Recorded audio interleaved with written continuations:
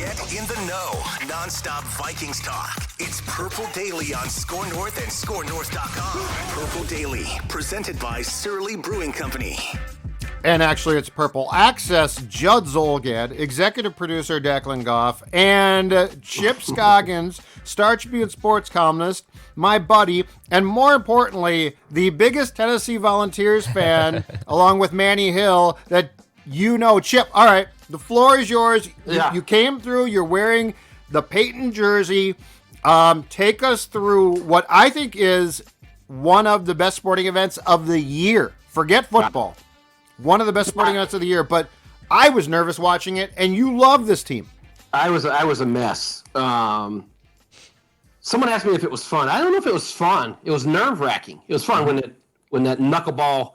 I don't know how. I've watched that kick probably a million times. I don't think he was tipped. I think he kicked it that way, which I don't know how you can kick a ball that way to make it knuckle like that. I thought it had no chance when I saw the trajectory and the way that ball was rotating. I thought, okay, we're going to overtime. I think I aged about 30 years in those 3 hours watching that game. It was incredible. I know. I got to be honest. When we fumbled and they scooped it up and scored, my thought was, all right, we hung with them for a long time and it was a good game, but it's just not meant to be, right? From that moment to be able to win it, when Alabama had a chance to kick the game-winning field goal, I just can't believe it. I'm just I was stunned and elated and drank a lot of surly beers that night celebrating. Amen, brother. I didn't have the victory cigar as everybody in Tennessee did. That's the thing. If the winner of that game, third Saturday of October, you get the victory cigar in the locker room. It's allowed, I think. In the stadium, probably not allowed. And we tore the goalpost down. It made it down. Cumberland Avenue we call it the Strip. That's where all the bars are. That's when you're freshman and sophomore, you hang out there. Yep. The goalpost made it to the Strip, and then we took it to the Tennessee River after that. So it had a good journey out of the stadium. It's nice to have to get new goalposts, and it's also nice to be playing UT Martin this week to have a breather before we get back into. We got Georgia in a couple weeks. Yeah, I know. This is the SEC, my man. It's basically better than the National Football League. Offense. How about those offenses? I know some people be like, I don't like this kind of football. You got to be able to play some defense.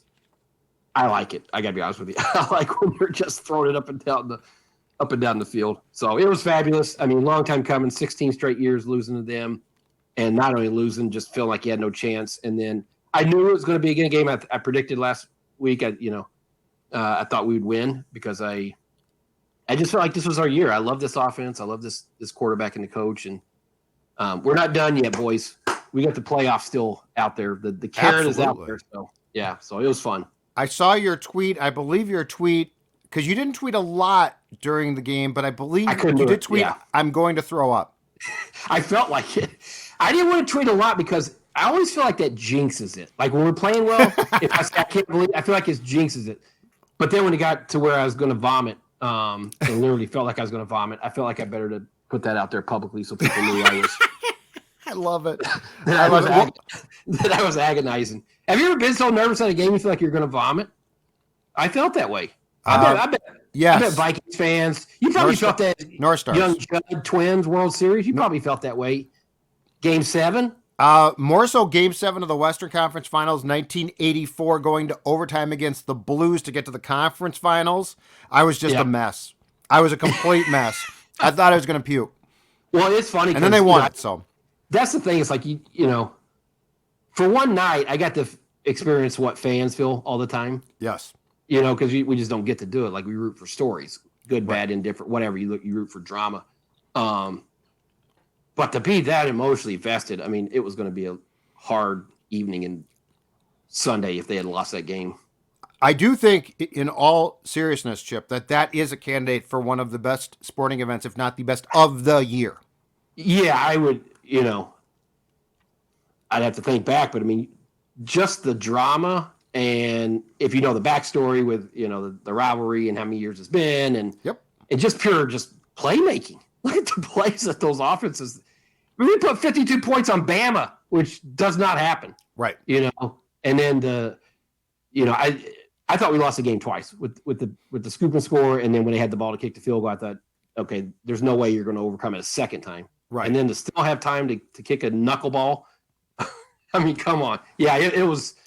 I'm biased, of course, but in my lifetime, still the national title game is the epic for me when they won the national title. But that's number two. That's number two on the list for sure. Outstanding. Well, congratulations. Thank you for donning the Peyton jersey. We appreciate that.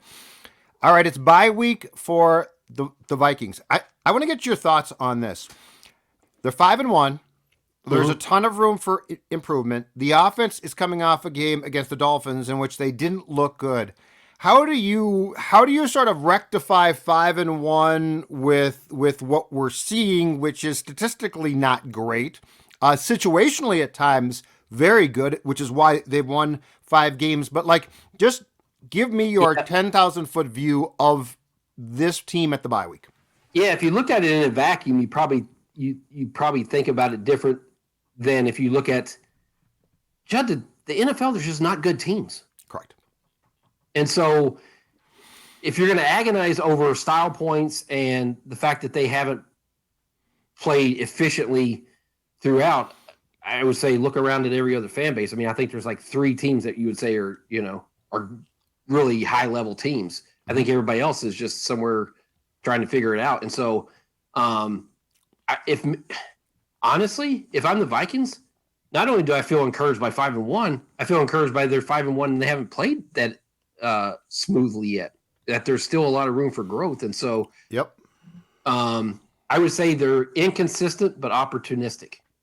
They know they're finding and figuring out ways to win games when they're not their best. Now, as this goes along, and they, if they keep winning, and I think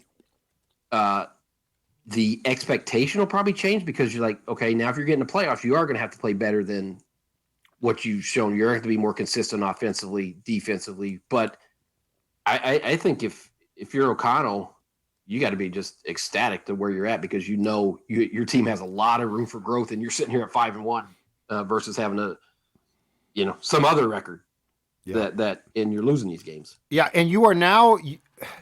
It's not that you're playing well, but you are now, and this is where I give O'Connell and the team credit. You're winning the games that you didn't win last year, and that everyone's like, well, if you take that game and then you take that game, and it's like, no, you lost those games for a reason.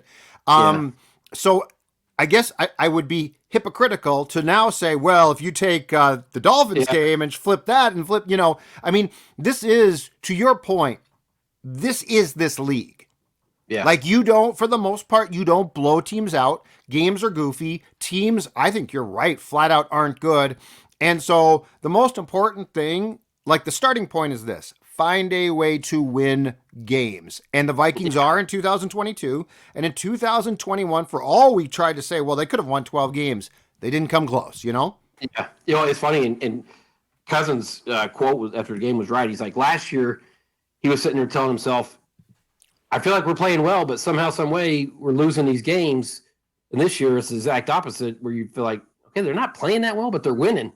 Well, you'd rather have that way than the other. I mean, exactly. It's just, but it'll be interesting. O'Connell had that quote that he said, I want to make sure I get it right or paraphrasing that, they're being defended differently than maybe they anticipated. And so I think this bye week's good for them to figure out how teams are approaching them. And why the offense is not really efficient or as efficient as it should be. Yep. And then jump back into it. But I think the bye is a perfect time for them to kind of decompress and see what's going well and what's not going well and how they can start to play better. And don't you think, Chipper, both offensively and defensively, that there are certain things, and because you play 3 exhibition games now in which you don't play your guys, I think this is a work in progress too, as far as seeing who fits and who doesn't fit. There were assumptions made, but offensively, I am flat out surprised. KJ Osborne has played a far smaller role than I expected. Irv Smith is far more inconsistent than I thought.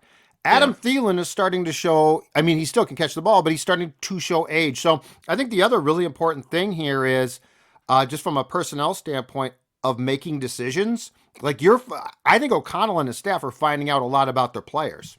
Well, yeah, and it's a lot of it too is just it's weird. Like they'll have these stretches where you're like, God, they're just playing poorly, and then they make a play, and it changes the game. Like it's an interception or a Jefferson long catch and run, or they have a drive that they just look like boom, boom, boom, boom, boom. They march down and score. It's like, what is preventing them from having that consistency? That's what I'm curious about, where they have these lulls, and every team's going to have them. It's not like you're not going to play every game perfectly, but it seems like it's like a quarter, 2 quarters, that they're having where they're not doing anything.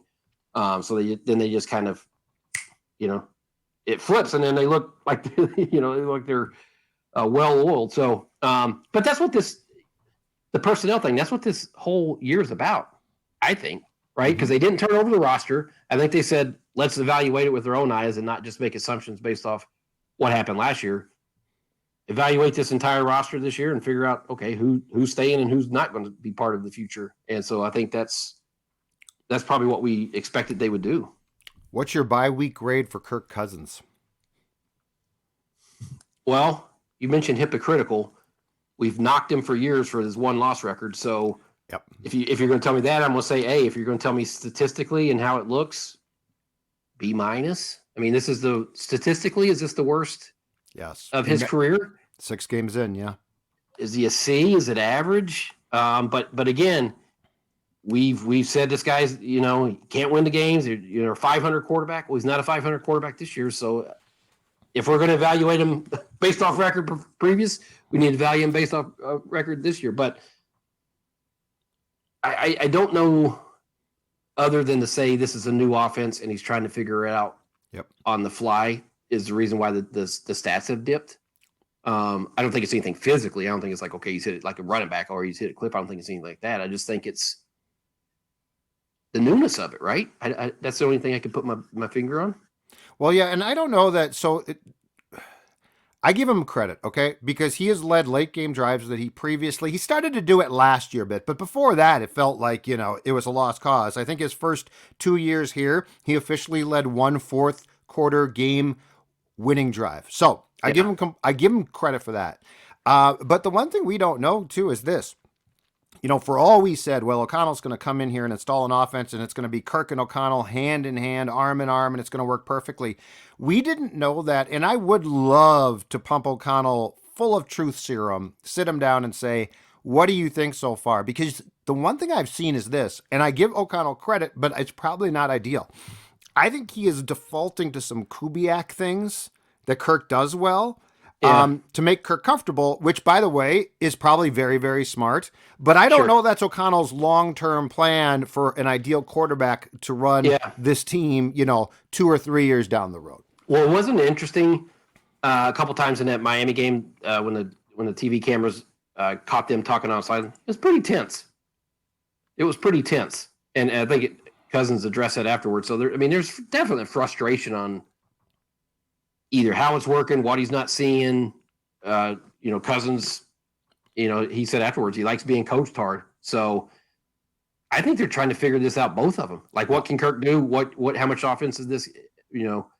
But it is interesting that it feels like Cousins in his answers has been more revealing this year than what we've had in the past.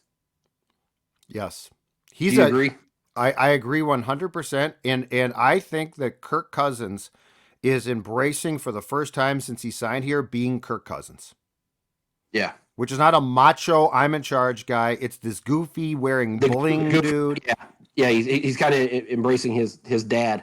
Yeah. His dad role. Which, good for him. I'd rather see that. Yeah. Well, who you are. Be who you are. Be genuine, yeah. But it just feels like, he's articulating after games, like, his frustration with plays he's missed, things that have happened. I don't know that we got that much insight from him. And I don't know if that's just a comfort level that he felt like he couldn't do that with Zimmer and is all kind of buttoned up. But it just feels like he is being more of himself this year, which Good. I mean, if that means he's going to play better. But I think we're seeing more of his frustration and more kind of second guessing himself over things that have happened in the game that he didn't hit. Yeah, and I bet O'Connell deep down is chomping at the bit to get a quarterback, if he can, that they draft and that he can mold.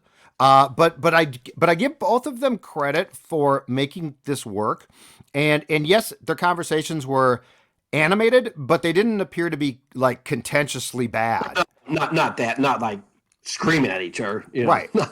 But just the frustration of it not working coming out. Both of them trying, in the heat of the moment, just saying whatever they're saying, but not like a screaming match. Like, not contentious or anything like that. So offensively, I'm going to give you two players. I talked about one before at the bye that their usage surprises me. KJ Osborne, I thought he would get more. He caught the huge touchdown, but besides that, has not really been seen or heard from too much. And the second one is Dalvin Cook in the passing game, which I thought was going to be a thing, and it really hasn't been. Those two things surprised me because I thought that they were two things O'Connell would lean on to a certain point, and it doesn't seem like it's happened. Yeah. Part of it is I just don't think they're getting as much out of the offense, so you're not getting as many plays. So that part of it, when you have 10 3 and outs, there's just so many plays. That was one game. But, if the offense was more efficient and you're scoring more and you're getting more plays, maybe Osborne would have a bigger role in that. But with where they're at now, I think it's definitely been a concerted effort to get Jefferson as many touches as possible. And then I think we're starting to see more of Dalvin as he's getting healthy. But yeah, I mean, the Dalvin catch thing, we started to see it more from Madison the previous week, where we saw him as a third down back. Was it Detroit or whoever it was? Chicago. You're right. Or Chicago. Yeah. So yeah, but again, I think it's, if this offense can be more consistent and sustain drives more, maybe those periphery guys get more involvement than what we're seeing right now. So the defense has been weird, Chipper, because they are actually allowing 19 points basically per game, which, by the way, you would take it in a heartbeat. Yeah. But the eye test, they often don't pass. So when they come back from the bye, what's your confidence that they can improve a bit? Or like the offense, as bad as the Dolphins game was, I still think that there's just room for gradual growth there. The defense, I can't decide, but because of the points per game, I wonder if we're too down on them at times. Well, that's the thing. It's like we keep saying, man, this defense is struggling and they're vulnerable, but then they pitch a shutout in the second half. Yeah. They hold that. Now, granted, they're not facing the Dolphins offense that, we thought was going to be the highest score. Speaking of which, was it me or just did it look like Teddy Bridgewater was playing in slow motion? It just felt like no. I think he was, it felt like he was a step behind us. Coming back from concussion, just felt like he was so slow out there. But the defense is opportunistic. Like that's what I was saying. It's like every time you think they're playing bad, they get a turnover or a big stop or a sack, and then you look up and it's like, they only get up 7 points in the second half. That's pretty darn good. And so. I think this is who they are. I think that's what we're going to see, that at times they give up some plays, but they also have guys that, Zadarius Smith was a one-man wrecking crew. We started to see that I didn't see the PFF. Did they blitz more? It felt like they brought more pressure differently than what we've seen from Donatel. Yes, and they got a ton of pressure. It might have been just my perception because the Dolphins' offensive line was under siege the whole game. They were backpedaling. But I thought we saw Zadarius Smith have the impact that we thought he would. Harrison Smith played really well. So it's Patrick Peterson played great against the Dolphins. Yeah, he was terrific. Judd, I think we're probably thinking that they're worse than that they're really playing. Yeah. But I think they're going to give up plays, right? Because it's just how it's going to be. But if they hold that average at 19 points, they'll definitely take that. Yeah, it's just surprising because the yards against definitely in the passing game, which is the Yeah, underneath yards, which I think looks really bad. Like I think yeah, it looks worse than it turns out to be. But there's just some gaping flaws or holes there. But then to your point, you get to red zone at points per game, and it's not bad. It's weird. This team is definitely where I give them credit is overall statistically they are not impressive. But there have yeah, been enough situational areas that they're good in that yeah. really that we probably don't examine enough that lift them up and are a big reason why they've won 5 games. Yes, against not great teams, but to go back to your point, there's a ton of not great teams. Oh, I mean, I think like special teams, one game basically won them a game. Saints game, they were great. Yeah, and it's funny. Sunday night, Judd, or Monday night, I was looking at the paper and just looking at the standings. I'm like, Vikings have the second best record in the NFL. Yes, and we think they're terrible. Like, that's the perception. Like, how's this team doing? It's like, well, everybody's 2-2 or 3-2 and losing games that you like. How did they? It's like I think obviously Buffalo and I think Kansas City. I think those two are premier teams. But you just look around, and it's like there's so much mediocre football.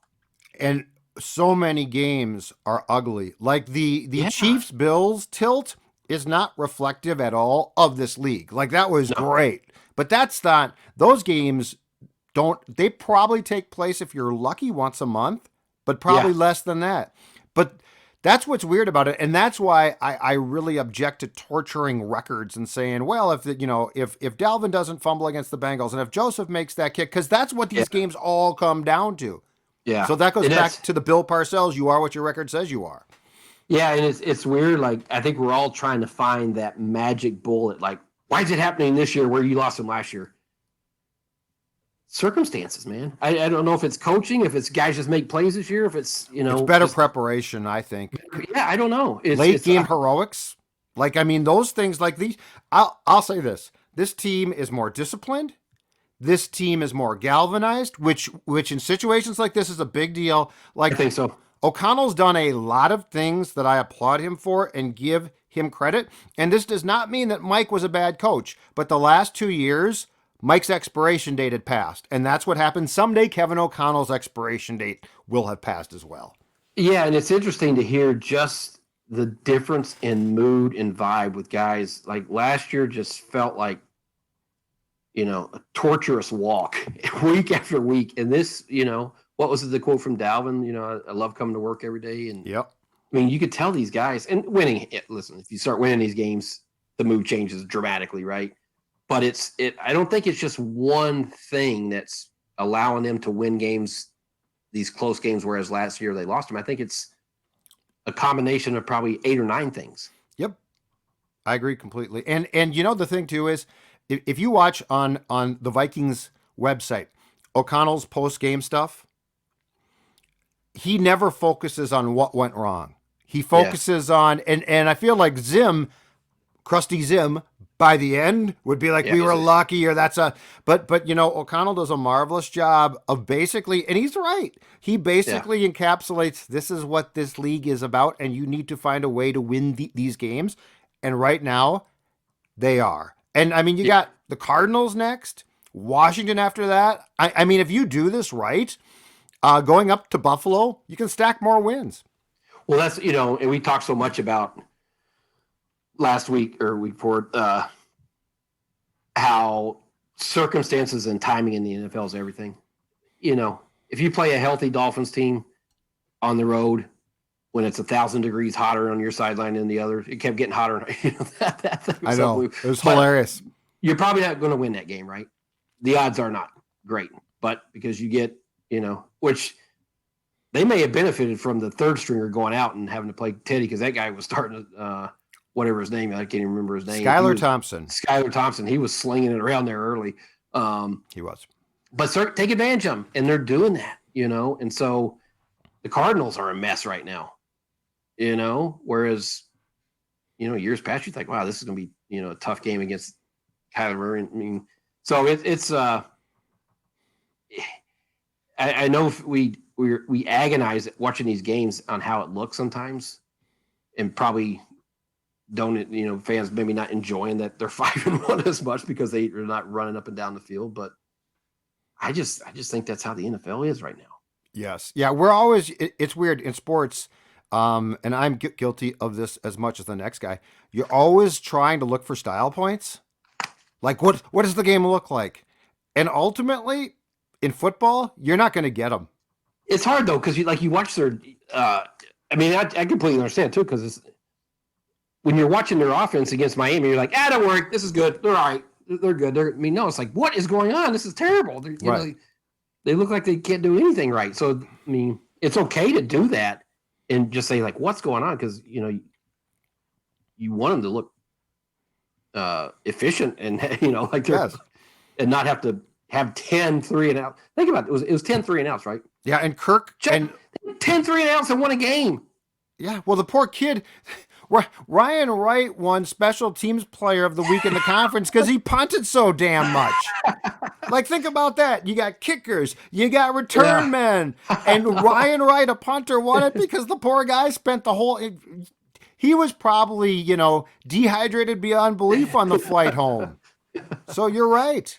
It bombed that 175 yards. That was amazing. It was incredible. That flipped the field. So no, I totally understand when they're having these stretches, like I said, 2 quarters where they're just playing horribly. You're not going to sit there and be like, yeah, this is fine. This, no, you're going to be. That's what you're supposed to. That's how you're supposed to react. But but also understand that what every fan base is probably feeling this because this is how the NFL looks. Yep. Yeah, I would say off the top of my head, Philadelphia fans probably feel real good. Buffalo fans. Kansas City. Yeah. And beyond that, it's a muddled mess. The Jets are 4-2. The Giants are 5-1. The Vikings are 5-1. I think Giants fans probably feel that way because new coach, they're probably feeling the same way as and I haven't watched any of their games to see how they're winning.